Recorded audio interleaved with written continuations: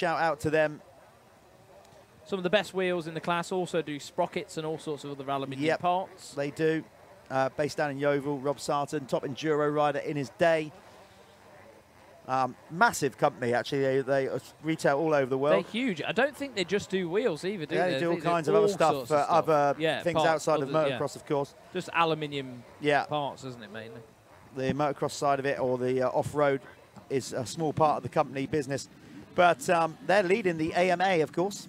They are. 450 championship. Yeah, on Zach Osborne's bike. Yep. So, I mean, that's cool, isn't it? A British company. Yeah. I always think as well, I always go back to Renthal. Renthal's a British company. Yeah, started out as Brit company, still is, yep. Huge. Like, massive. Us Brits can still do it. Yeah, we've got it. This is going to be a good one.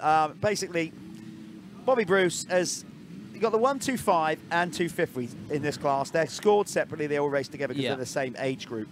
But Bobby Bruce is going for the clean sweep. He has won, where are we up to now? 11 out of 11. Yeah. This will be his 12th moto. Can he make it 12 out of 12? And he's starting on the inside there as well. That wasn't a good pick for him last time. I don't know why he's gone for that again. Oh, he's because he's confident. Yeah, I think so. If he gets the jump, then he'll get it. Behind him, though, of course, we have been having a battle royale for the MXY2. Yeah. Louis Kessel is starting to gap Cullen Scott in that class. Cullen Scott, this is it now. Well, he needs to try and derail the momentum that Louis Kessel is taking into the final round. So, if Cullen Scott beats him in this one, it might just be that little bit that Kessel hold on a minute. I'm here, mate. Yeah, we've still got one round to go. Yeah. So, Louis Kessel, number 711. Cullen Scott got in front of him on the early laps of the previous moto, but then Kessel got by. So I'd expect Cullen Scott to try and find a way here on the Team Green Kawasaki of just hanging loose for the first couple of laps.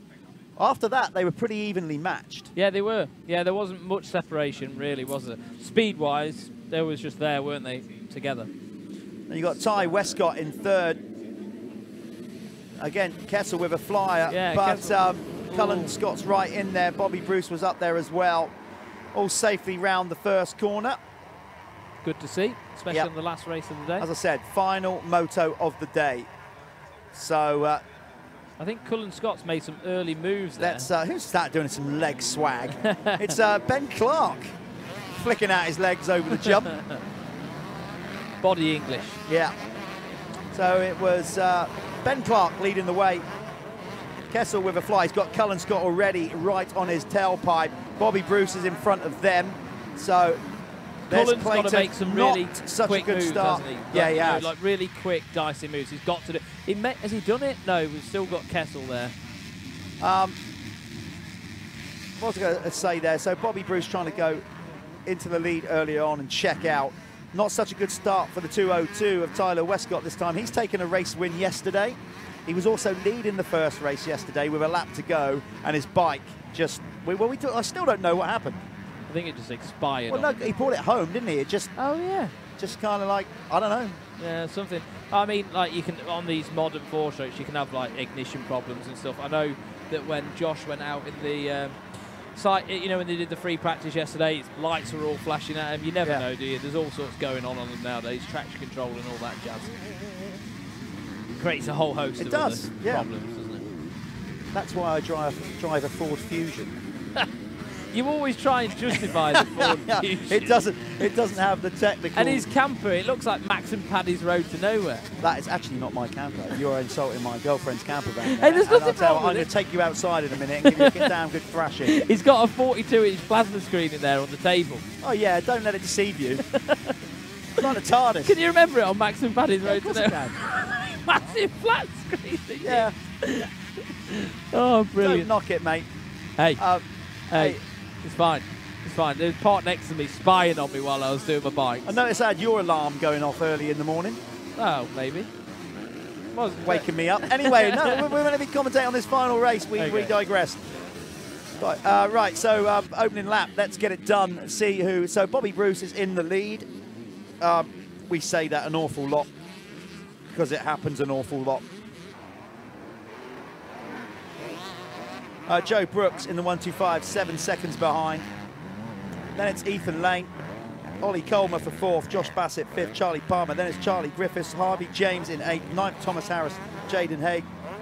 Then it's Jacob Randall, Harvey Cashmore, Dan Arkle. That is the 125 class. In the MXY2 250 class, it's Ben Clark leading the way ahead of Louis Kessel, Ben Kennedy, Cullen Scott, Elfie Jones. So Cullen Scott needs to make a move here on Ben Kennedy, because once again, Louis Kessel is getting away, but Louis Kessel's made a big mistake. Made a big mistake. And look, that's all 4 of them right there on that one corner. Cullen right up the inside now. So Cullen Scott doing exactly. Look how tight it is. Look how tight they are. Really tight. Top 4 in the MXY2. This could be a good race. I know we keep banging on about it. Ty Westcott is kind of back of it in this one. So it looks like it's shaping up to be a championship battle between Louis Kessel 711 and number 16. So he'll be getting frustrated now. Scott, he's going to jump. Yeah, he needs to do this fast. This needs to be done this lap or next lap, latest. Absolutely. Can't let Kessel get away. There's Kessel only just in front of them, but you don't want to give him clear track and have Ben Clark in between them. Ben is not so in the championship mix. Come on, Cullen. Off the brakes, son. So he's got Ben Kennedy right up his drain pipe. Leading now, MXY2 rider on the Kes Commercials machine. Oh, Scott! Oh, good save.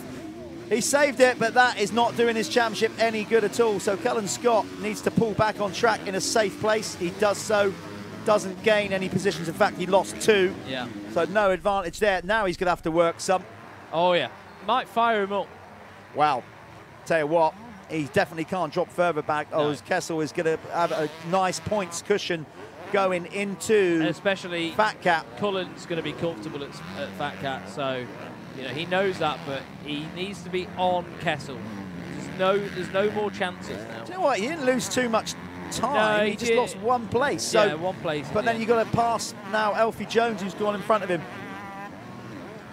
So if you're wondering who's in the lead of the actual race, it's Bobby Bruce on the ASA United Husqvarna 125. You think? Yeah. Again. He's just checked off. He's gone. Yeah, he's actually gone down into Salisbury to get a cappuccino. So Cullen Scott unsettled here as Ty Westcott goes by. There's Bobby, 579, or Roberto, as I like to call him. He probably hates that. Yeah, I'd imagine so. But you know, I've known him long enough to run with it. What's he going to do? Pretty close to some of those guys, but that bike's nothing special as well, by the way. Everybody watching thinking, he must be on the best bike out there. Don't be fooled. Air forks, he's still running air forks. No fancy suspension in that thing. Like, it's just a well set up 125. Yeah, nothing crazy. And he knows how to ride it. And he knows how to ride it. And yeah, no big end changes, all top end tuning. Impressive. Yeah, really impressive. Hugging that inside. See, he made a new line inside the rut there. Normally on 125s, you obviously ride the wide lines, keep the momentum going. He's finding, finding sneaky little lines. You know, look, staying out of the deep ruts now. Watch him. You know, okay, he's riding some big ruts, but on a whole, he's trying to stay out of all those big ruts. The other guys, not so much. No, getting a run through the when whoops. You're in that position where you've got people coming from behind, inside out, you're not privileged to doing that so much, are you? You know what I mean? Exactly. It's a different scenario. You've got Joe Brooks a long way back in second on the cab screens Dios Husqvarna. Then it's Ethan Lane on the Milwaukee Hitachi KTM. Ollie Colmer, GRT whole shot KTM in fourth. Then it's Josh Bassett, number 34. Charlie Palmer up to sixth now on the Passion Racing Husky. Very tightly contested in this MXY2 class. Kessel leading the way, but he's got a bunch of people behind him.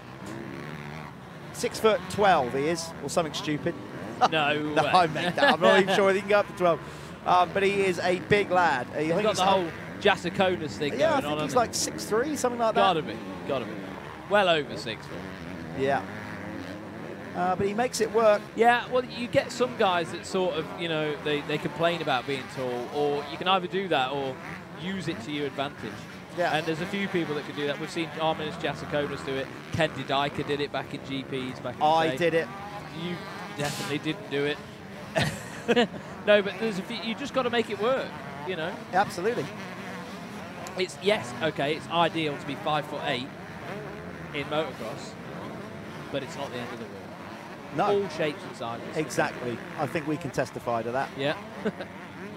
I'm like a ball. You are. Stuck around. I'm not going to add to that. I'm not going to. It's an older version. Okay. So we are probably about halfway distance in this MXY2 and 125 category final moto, brought to you by Talon. It is 711 leading the way in the MXY2 class. Louis Kessel on the Kes Commercial KTM. He is followed by Ty Westcott on the Honda. Then it's Elfie Jones, then Ben Kennedy.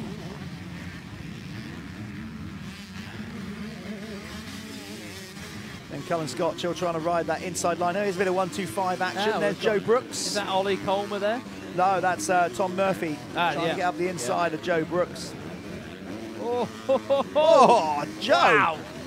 Both of them, that was some class riding, wasn't it? That was a beautiful bit of skill by Joe Brooks, manualing his way through those rollers there on the lot as they came up to the finish. That's another one of the Hitachi Milwaukee KTMs, number 66. Who's that? That is Connor Mullen. That's Connor Mullen, the Irishman.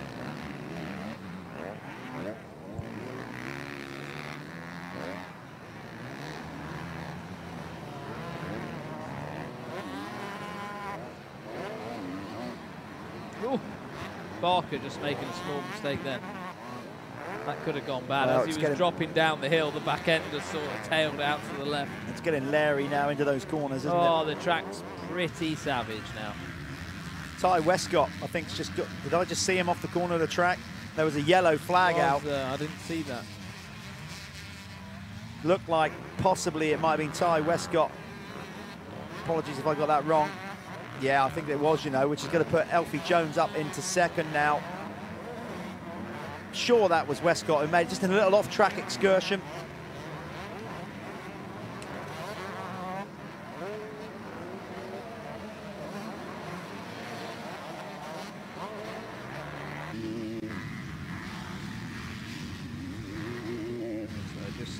Switching the timing on the screen to MX2. Louis Kessel leading the way. Tyler Westcott, Alfie Jones, Ben Kennedy, Scott Mullen, Cullen Scott, sorry, rounding out the top five. Scott Mullen, that's what's happening. Like, well, that's when you've been commentating for 2 days solidly. Mullen. Yeah. But I think all that's going to change. See, Tyler Westcott set the fastest time in the MXY2, but that when they go over the line, that's going to change because I'm sure that was him that went off the circuit. And he's now dropped down behind. He's dropped down to sixth now, I think. So that's going to refresh in a minute, anytime soon when we go across the line. Yeah, so there you go. Kessel, it was. Alfie Jones. Yeah, Westcott's going to drop down to sixth here. Hold on. Oh no, Kessel is still leading. Yeah, that's it.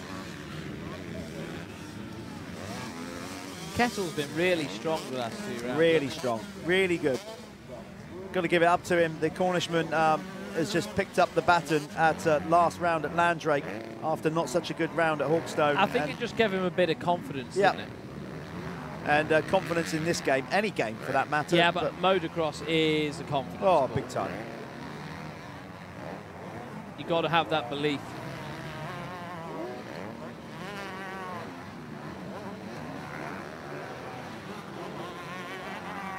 These two still going at it. It's a good race between these riders. Joe Brooks, number 19. Harry Barker, number 84.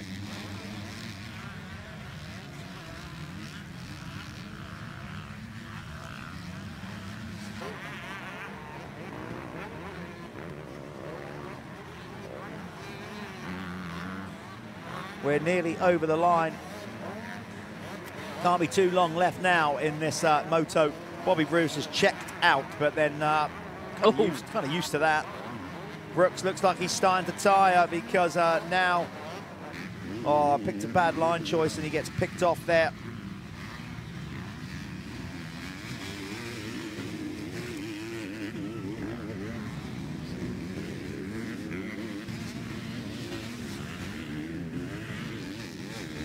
I hope everybody's enjoyed this live feed today. Yeah, I hope so too. It's obviously a long day. I'm sure there might be a few that have just been like watched the whole day. Yeah, there will be. There will be.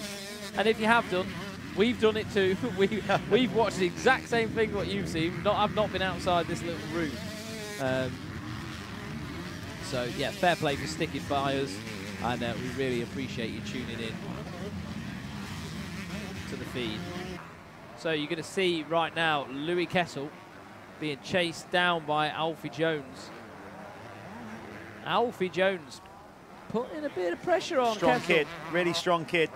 We're super strong on the big wheel 85s. And the track's tough now. Yeah. Definitely tough. Probably pays an advantage to Kessel actually now, being a taller guy. Lets the bike dance around underneath him. Can make some of that rough stuff feel a little bit nicer. Got those big, long ski pole legs. He can just go through the ruts. Looking really good. Alfie Jones having a cracking ride. It must be something with a tall rider. I've noticed this quite a lot.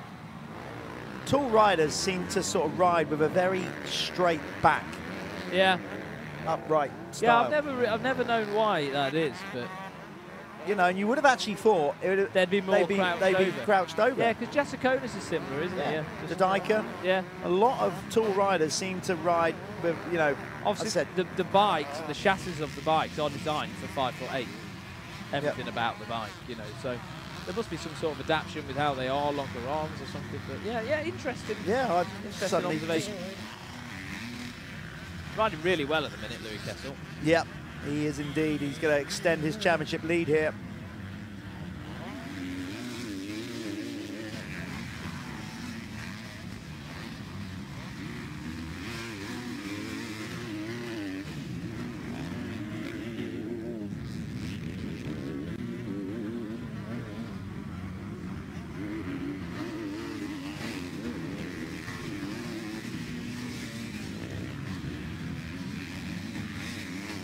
We are coming up to 6 o'clock, a long day of motocross action, a couple of delays with injuries and whatnot. That's part and parcel of the championship racing, unfortunately, and motocross. So running a little bit late, long day, but we are close to getting it done here.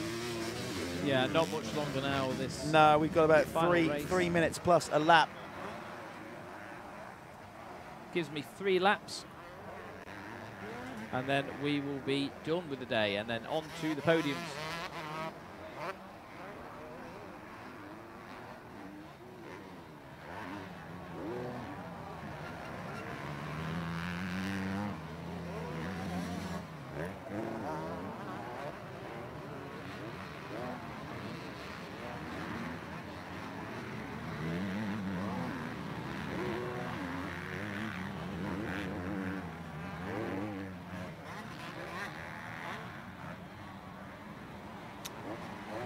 Right, we've just been informed with the points as it stands at the minute. If it stays like it is in the 1-2-5 category, and in motocross, that's a big if. But if it does, especially in that class, yeah. If it stays with Bobby Bruce winning, Ethan Lane stays in second ahead of Joe Brooks. That will mean that Bobby Bruce will win the championship with 1 round to spare. What will happen is he'll basically have accumulated a 100-point lead, which is 25 points for a moto win. We've got 4 rounds at the final, 4 races at the final round. So we could be possibly crowned. So it needs somebody, whoever's in second, Joe Brooks, to go out and win if Bobby didn't race all 4 motos. But even if he did, Bobby Bruce is going to win the championship on count back on the number of race wins. So if it stays like it is, Bobby Bruce will be crowned today the Talon MXY1 Michelin MX Nationals champ. Good stuff. 12 for 12. If you're going to do it, yeah, well, do it like that. I'm sure he will ride Fat Cats. I'm sure he will. There he is. He probably doesn't know that yet. He might get the pit board when he goes down this corner. It's round past the pit lane. Lovely style. Yeah. Lovely style. They might be starting to hold the pit board out, telling him that he's comfortably away at the front. Our champion. So long as everything stays the same. So they should. Would he have got the last lap board then, or no? Do you know what? I don't know. He must just missed that, I think.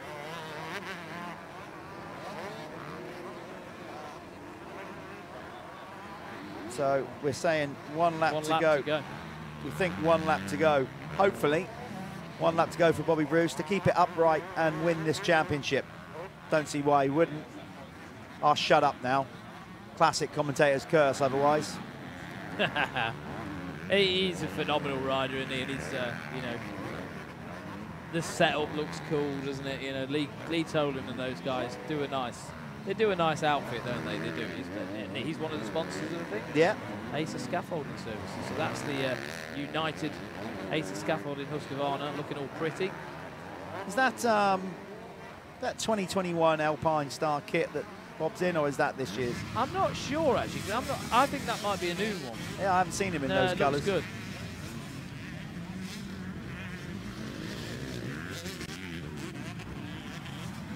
As you see, just picking the wheel up, letting the bike dance around underneath him, nicely on the balls of his feet. It's those little bits, isn't it? Those little bits, what the other guys just aren't doing. They're not there. They're not in the same, like, not in the same league. He said he's made this little inside hook here. This time he keeps it in the rut, but before that he was going inside of that. Edging it. Yeah, it was nice. So not far to go for Bobby Bruce to take the championship. He's just got 1 corner to go by our reckoning, and then that'll be it. Unless we got it wrong and he's still got 1 lap to go.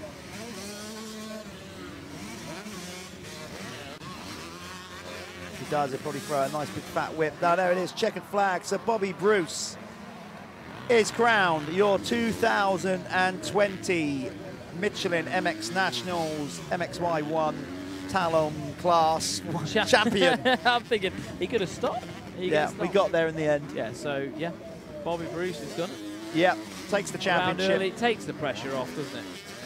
Louis Kessel's going to take the win in the MXY2 class. Alfie Jones coming in second. Cullen Scott getting up to third on the last lap, but dropping more points.